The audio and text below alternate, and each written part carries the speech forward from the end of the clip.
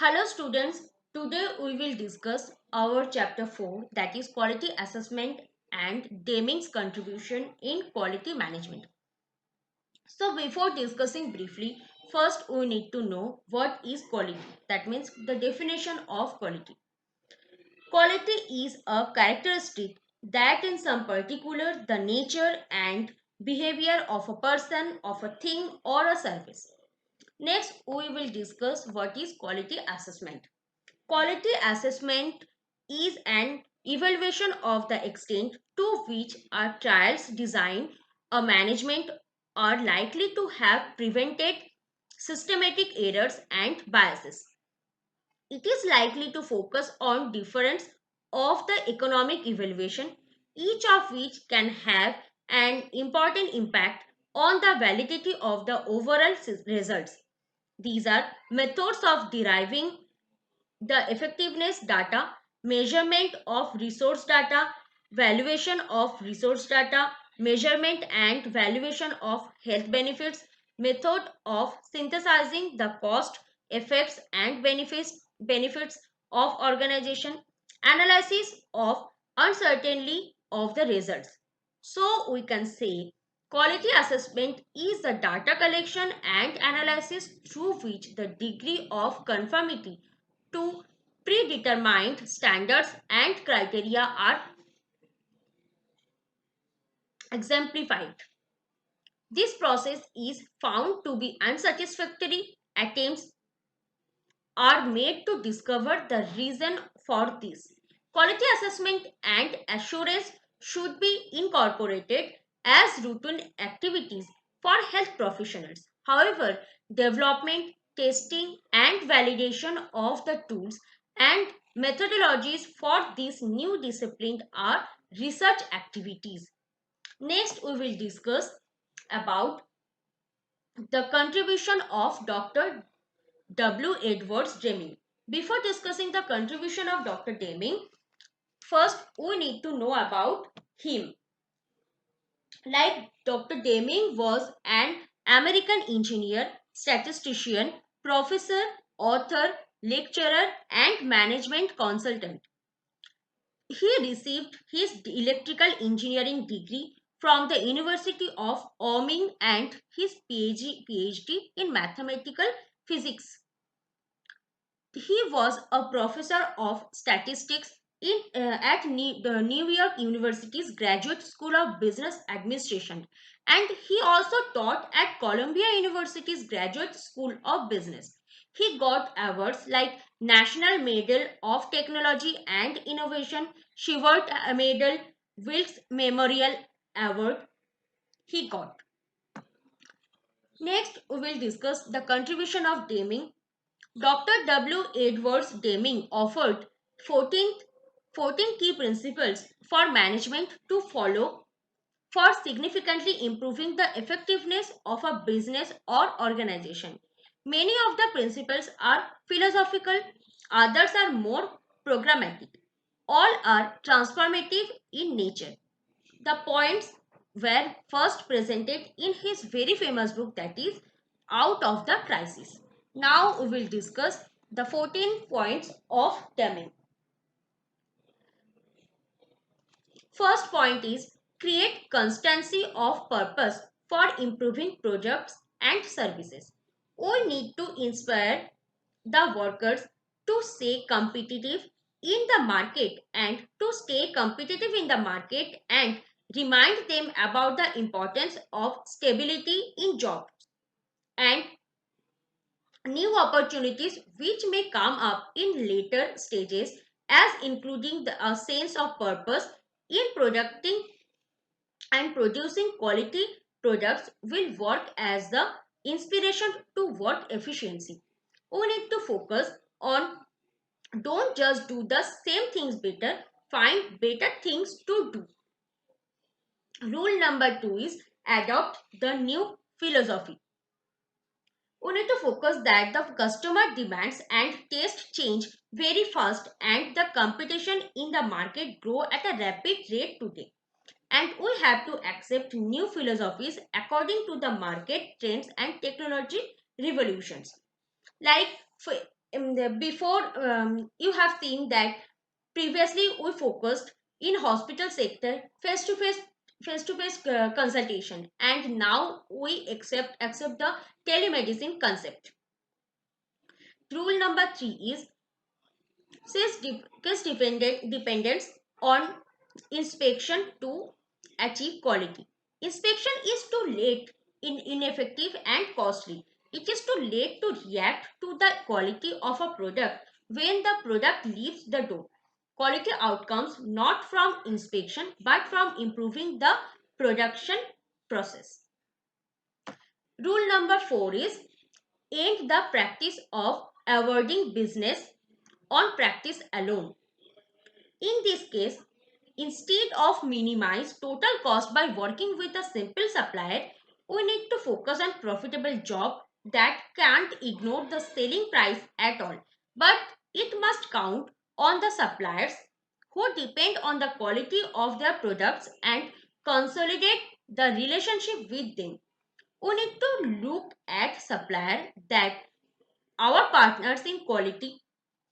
We need to encourage them to spend them time improving their own quality. They shouldn't compete for our business based on the price alone. Rule number 5 is improve constantly and forever every process for planning, production and service. In this case, we need to improve performance permanently. Whatever the quality level that we have reached today, it must be the basis for improvement in the future. We need to fix and invariable standards are the reasons that break down the company or organization. Every company must improve their performance and products in order to catch up with the competitive market. Rule number 5 is Rule number 6 is institute training on the job. A trained worker has more productivity and quality than an untrained one. So giving training sessions will distractly and definitely improve the quality of the person, and directly it helps in better product quality performance. We need to allow workers to understand their roles in the big picture. We need to give training periodically or monthly, so sometimes monthly once or sometimes once in 6 months to improve their skills. Next is rule number 7, that is adopt and institute leadership. We need to focus that we don't simply survive. We need to provide support and resources so that each staff member can do his or her best. We need to be a coach instead of be a policeman. A company can display stunning growth if potential leaders are identified and encouraged. Next, we will discuss the rule number 8, that is drive out fear.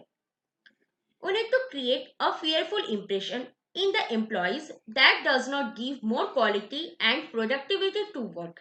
If a person is not working willingly with satisfaction and without fear, then he can never do a work perfectly, even if he has the intention to be the perfect in conscious mind also. So driving out fear is essential. We need to make workers feel valued by ensuring that they are not afraid to express their ideas or concerns and encourage them to look for better ways to do the things he wants. Next, we will discuss rule number 9, that is break down barriers between staff areas. We need to focus that a company must improve the relationship between the workers and try to solve their personal problems and make them feel that they are one family, but by in fun days also, trips and vacations, and we must also make them feel that they are working to achieve one goal, which is quality, not competing between with other workers, with the colleagues. Breaking down the barriers between workers will take the company to better quality assurance management, and it can also other profit help in other profit with better planning for the organization. Next, we will discuss rule number 10, that is eliminate slogans, exhortations and targets for the workforce. Slogans and exhortations focuses on the desire to do something more than focusing on how to work it. It is better to eliminate slogans or exhortations that call for more quantity in production that focusing on quality control in manufacturing, which will severely damage the quality management process. We need to focus that we let people know exactly what you want, don't make them guess. And also don't let words and nice sounds phrases replace effective leadership. Next, we will discuss about the rule number 11, that is eliminate work standards.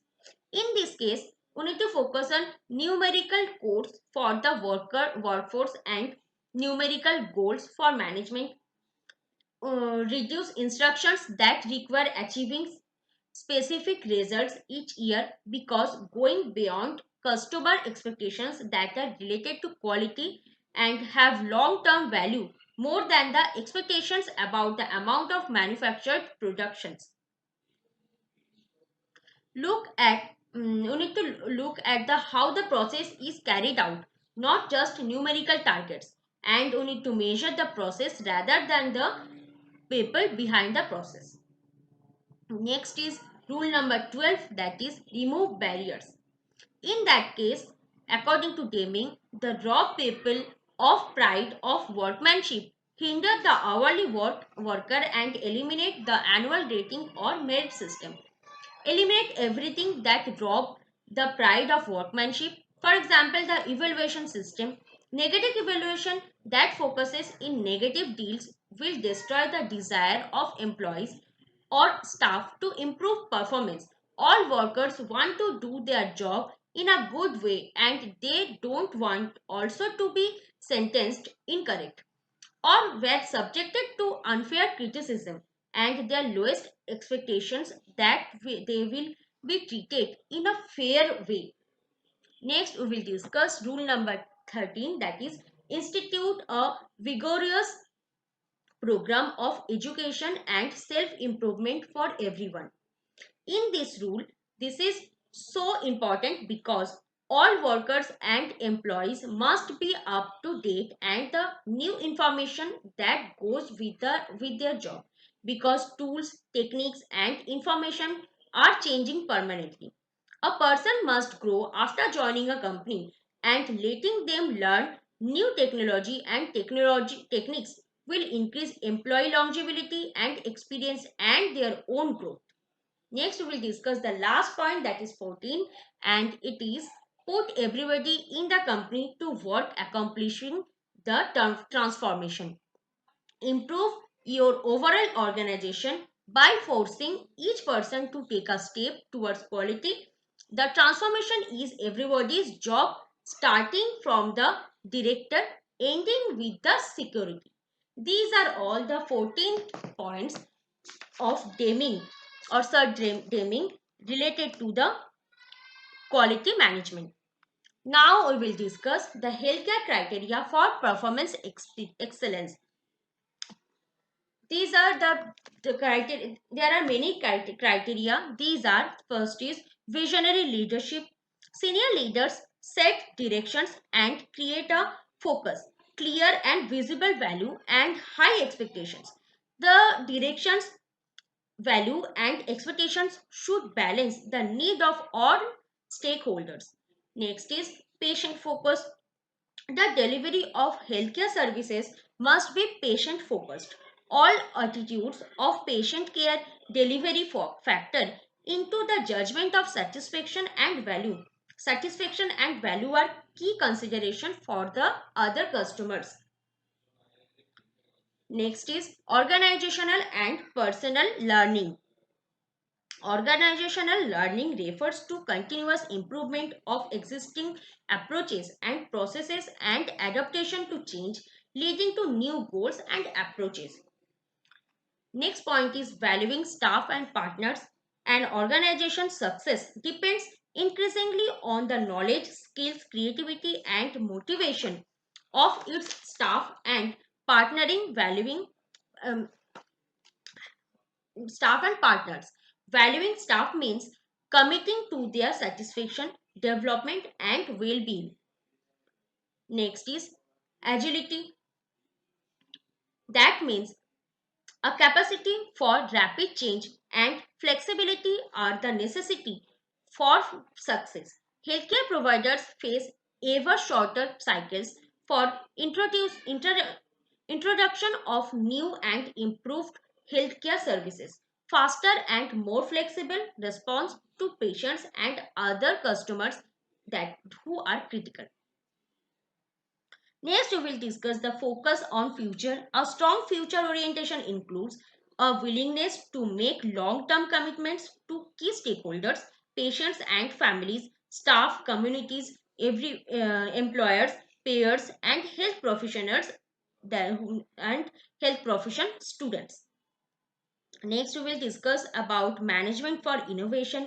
Innovation is making meaningful change to improve an organization's service and processes and create new value for the organization's stakeholders. Next, we will discuss the management by fact. Measurement and analysis of performance are needed for an effective healthcare and administrative management system. Measurements are derived from the organization's strategy and provided critical data and information about the key processes, outputs, and results of the performance. Next, we will discuss public responsibility and community health. Leaders need to emphasize the responsibility the organization has to the public and need to foster improved community health. Next, we will discuss focus on results and creating value. An organization's performance measurements need to focus on key results. Results should be focused on creating and balancing value for all stakeholders like patients, their families, staff, the community, payers, businesses, health profession, students, suppliers and partners, stockholders, and the public. And the last criteria is systems perspective, successful management. Last criteria is perspective. In this case, the successful management of an organization requires synthesize, synthesis and alignment. Synthesis means looking at the organization as a whole and focusing on what is important. These are all the criteria for in healthcare for performing excellently. Thanks for watching.